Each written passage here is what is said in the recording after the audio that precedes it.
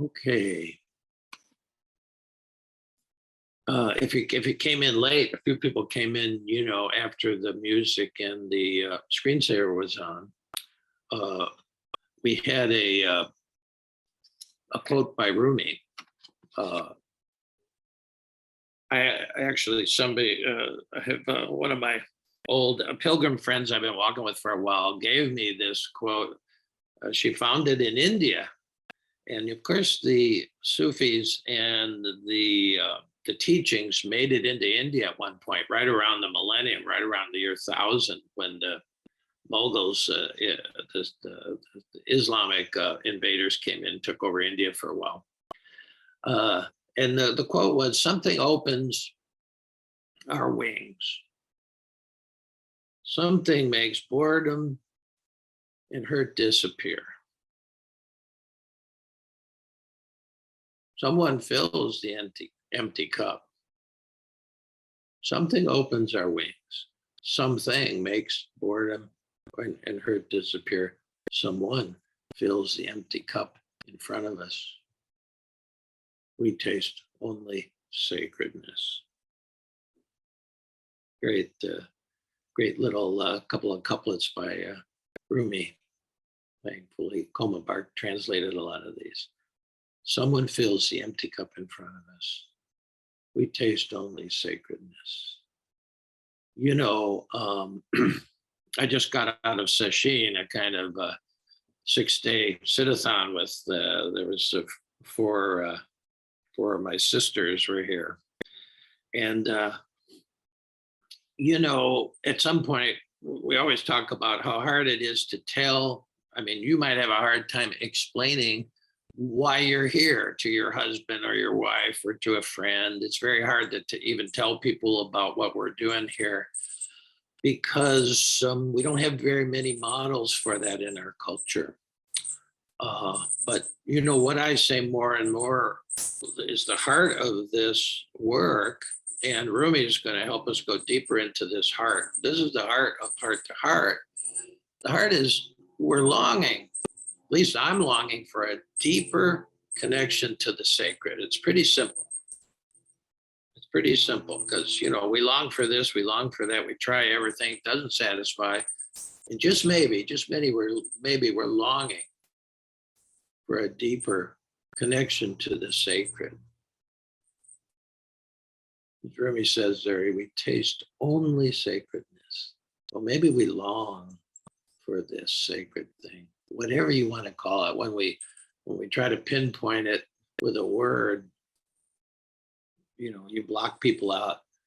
But this sense of longing for a deeper connection to the sacredness, I think, that would be one way of explaining what you do here on Sundays and what you're doing in your own life. Hopefully you're creating a little time every day. And then as you go into this, more and more time every day for a deeper connection to the sacred. And if these meetings, what we can offer here, really help you in that direction, that's great. That's great. One of the our focus on during the Sesshin, I gave everybody, when they came in, the four of them, I gave them this interesting book here. It's called The Sage's Tao Te Ching. The Tao Te Ching by Lao Tzu was one of the great documents around the time of the Buddha, but it was in China, and it's 81 short little poems by Lao Tzu. Lao Tzu, it just means the old guy. That's what it really means in Chinese. By this old guy, before he left, and he crossed the border at China, and the myth is supposedly on the way out, he gave these 81 short little poems to the border guard. That's a good myth. I don't know, but he was certainly the old guy. He had lived a lot, as a lot of us are. And the subtitle of this book is Ancient Advice for the Second Half of Life. This is about becoming a sage, becoming a wise elder, becoming I was telling the women here with me at one point, I asked my seventh graders to write down on an index card what they wanted to be when they grew up. And so, kids wrote on the card and they passed them in. So give them some anonymity. And then I read out the things. A lot of them would be what you expect. But I noticed one girl, her name was Melissa, sort of a shy girl. She didn't write anything on the card. And I just sort of caught that, as luck would have it. And so as they were filing out, I said, Melissa, and she came over and I said, I know she didn't hand in a card. She says, and she sort of looked down and said, yeah, I know. And I said, well, that's okay. I said, but don't worry about it. But I just noticed it. I just thought I'd mention that. You could tell me anytime what you really hope to be. And she said, well, I was afraid to say it. And I said, well, okay, you can tell me. I said, my lips will be sealed. And so she whispered over and she said, I want to be a saint. And she looked at me and I said, well, that's great. That's the greatest thing of all. And she looked at me and I said, I won't tell anybody. She wanted to be a saint. Catholic school, seventh grade, and she's afraid to say it because it would be too weird, and probably would have been. Because our idea of, Catholic school idea of a saint is to be perfect, be Maria Goretti, if you know Maria Goretti, if you're in Catholic schools, that's the only saint they ever told us about, this woman, a young girl who rather than have sex would be stabbed, rather be stabbed 27 times in the heart and all that stuff. But she wanted to be a saint. Merton wanted, when Merton it's in the 7-story mountain after he became a Catholic on the sly, because all these guys he was hanging around with in Colombia were really, they were really real intellects. And the idea that he would join the Catholic Church just out of the blue like he did, he sort of kept it from him for one reason or another. But he did tell his Jewish friend, Bob Lax, who was also a poet. And so they were walking down the street in New York, and Lax said, all right, well, you're a Catholic now. Well, what does that amount to? What are you going to do about it? And he said, well, I don't know. I guess be a good person or something. And he says, wow, that's pretty lame. And so Merton said, well, what should I do? And he said, well, you should want to be a saint. And Merton said, well, you can't become a saint by just wanting to be. And he said, Lax, the Jewish guy, said, oh, yeah, that's the only way you can be. It's the only way. You got to aspire to it. It's not like setting a goal. It's not like saying, Merton certainly, will never be canonized. When Merton gets canonized by the Catholic Church, that'll be a great day. But it's undoubtedly probably not going to happen because he doesn't look like a saint. He was a very human guy with all kinds of flaws, etc. But that's the same as our, what I introduced as a good aspiration for the guys I was sitting with was to be a sage. That would be the word that comes out of Taoism. It's the same as a saint, but it doesn't have this idea of moral perfection attached to it. It's something else. I'm going to read you from the first one here, and then we'll go on to Rumi and the dark emotions a little bit. But the sage knows how to travel through the dark emotions. The sage knows how. Here's the first one. It's called Older or Wiser. Growing older either reveals or hides the mystery of existence. Growing older either reveals or hides the mystery of existence. The great task of the sage is learning how to see in the darkness and not be afraid. The great task of the sage is learning how to see in the darkness and not be afraid. And then this is really the clincher here. There is one primary choice facing every aging person, and that covers all of you. Although some of us are farther along in the aging, we've been bourbon in the barrel a little bit longer than some of you younger guys, but we're all aging. And he says there is one primary choice for every aging person. Will you become a sage, harvesting the spiritual essence of our lives and blessing all future generations? That's really what a sage does, harvests the spiritual essence of their lives and then uses it to bless all future generations. Will you be that? Will you become a sage? Or will you just grow older, withdrawing, circling the wagons, and waiting for the end, as the Viking cruise guys often say, in comfort? Is that it? I don't care how comfortable. Are you basically waiting for the end and trying to prolong it? That's not what a sage would do, but that's what many of us do. And if we can do it in comfort, as the British lady says for Viking cruise, well, we think that's the pinnacle or something. Lao Tzu didn't think so. Becoming a sage, harvesting the spiritual essence of our lives and blessing all future generations with it. That's what it really means to be an elder. These younger guys, they need elders to bless them. And then there's one other part, and this would be to what we're doing today. This is in this poem 64, just this image: healing the world's painful wound. Healing the world's painful wounds is now your task. If you're a sage, healing the world's painful wounds is now your task, and the healing of your own is the first step. Healing the world's painful wounds is now your task. And the healing of your own is the first step. That's where we are.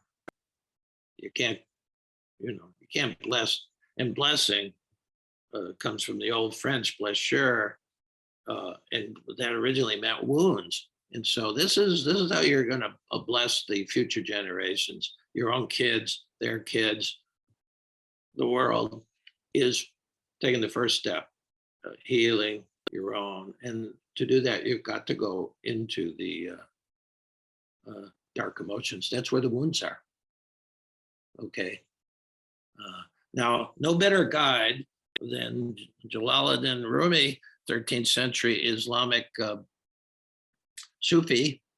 And you may be very familiar with one of his great poems, which we're going to use today.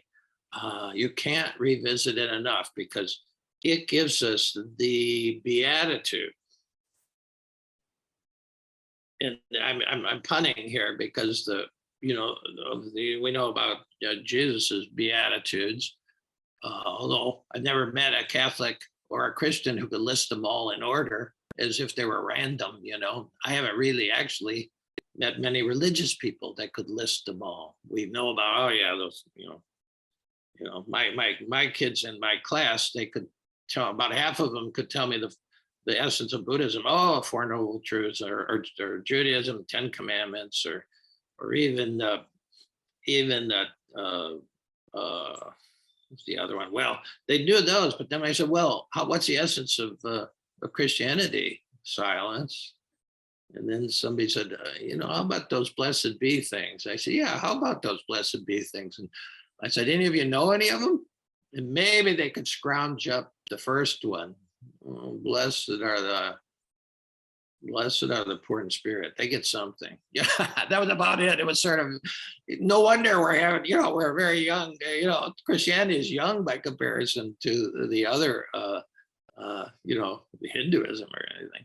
But they couldn't really quite bring them up. Well, first of all, the blessed be stuff really meant ripening in Aramaic. Jesus's word was tuveon, which would mean each of these was a stage of ripening. Sometime we'll maybe just even do the Beatitudes as they occur in Matthew to see these stages of ripening. But Rumi really gives us the beatitude of working with the dark emotions. They're only dark because they're painful. And because they're painful, we're taught not to go there. So we're in the dark. See, we're in the dark. But he gives us a guide to it. And so I'm going to just read it to you. Uh, uh, one of the four sisters who were with us, Cece from St. Louis, who you all know if you've been around here, she sings this. She sang it for us because that's the way she memorizes things. But I'm going to give you the spoken version here. She might want to sing it later. The Guesthouse. This being human is a guest house. Every morning, a new arrival. A joy, depression, a meanness. Some momentary awareness comes as an unexpected visitor. Welcome and entertain them all. Even if they're a crowd of sorrows who violently sweep your house empty of its furniture, still treat each guest honorably. He may be clearing you out for some new delight. The dark thought, the shame, the malice. Meet them at the door laughing and invite them in. Be grateful for whatever comes, because each is being sent as a guide from beyond. You know, it's just brilliant. Even, you know, I taught that to my seventh graders when I was trying to teach them to journal and not, you know, avoid the messy stuff. Yeah, and they remember that. This is one Rumi most people know. Francis Weller, who's a real grief master, like Rumi was. We're going to double back to this, open it up. But Weller said, to be human is to know loss in many forms. To be human is to know loss in many forms. This reality enables us to find our way into the grace that lies hidden in sorrow. We're most alive in that space for grace between loss and revelation. This is Weller, he's saying, we're most alive, we're really alive in that space for grace between loss and revelation. So Rumi at the end, he said, be grateful for whatever comes in your life. Every morning, this being human is a guest house. I would go so far as to say every moment, a new arrival. Stuff comes in and out of your life. Things just arise both inside and outside. Be grateful for whatever comes. That's why I'm calling this is like a beatitude, the beatitude of the working with the dark emotion, because it's the attitude you need to have. Be this attitude that you're grateful for whatever arises, because each has been sent as a guide from beyond. That's where Weller talks about there's loss and revelation, and in the moment you're between the two is the most alive you'll ever be. And I think he's right. Well, if you don't deal with the losses that accrue, you also aren't getting the revelation. The Sufis, they knew that, and because it started from Rumi's deep grief at losing his beloved Shams, the Sufi that he met, that just blew apart his life, but opened his heart to, all these poems came out that they're still translating. All of Rumi has not even been translated into English, not remotely. Barks works on it every morning, and he's getting old. So there'll have to be others. But what a heart. Talk about heart to heart. Everything Rumi is heart to heart. But he says, a joy, a depression. Notice there's light and dark there. And when you throw out the dark stuff, which I grew up doing, you also throw out the joy. I didn't experience joy until I was 32. Only after 10 years of meditation, of just taking a stab at it, did something finally open up and joy got through. Now here's the grief, the center of, there's a couple of stanzas at the beginning, a couple stanzas in the end, but the central stanza is talking about grief. He says, welcome, entertain them all. He said, even if there's a crowd of sorrows who violently sweep your house empty of its furniture. And it does happen. Just, it's gone. Still, treat each guest honorably. He may be clearing you out for some new delight. Now that is the concept of blessing in disguise, which the Sufis hold dear, which they actually, when we talk about, oh, maybe that's a blessing in disguise, well, it's definitely everything is definitely a blessing in disguise, because it all comes from the Holy One, according to the Sufis. And there's always revelation in it, especially with the loss, say, the dark thought, the shame, the malice. Malice is pretty rough. Even that, even this part of us that wants other people to suffer, even that, meet them at the door laughing and invite them in. That the door is your own heart, you see. Meet them at the door laughing and invite them in. Why are you laughing? Well, even this malice, this wanting other people to fail or get hurt, even that, if you can hold it the proper way, and we're talking about opening the heart and holding it there, even that can give you guidance from beyond. I mean, it's quite a proposition, quite a challenging thing. If you could just open your heart to whatever arises, joyful, sorrowful, that's a spiritual practice in itself. You probably didn't need to do anything else if you could just simply keep the heart open no matter what. It's hard to do, but Rumi's challenging us to do that. Yeah. All right. Well, I think that's enough. And if you don't know that poem, a copy of it will be in tomorrow's mailing, as well as the first part about we taste only sadness. So two Rumi poems tomorrow. Okay, well, I think that's enough for today. We can get ready to sit with all this.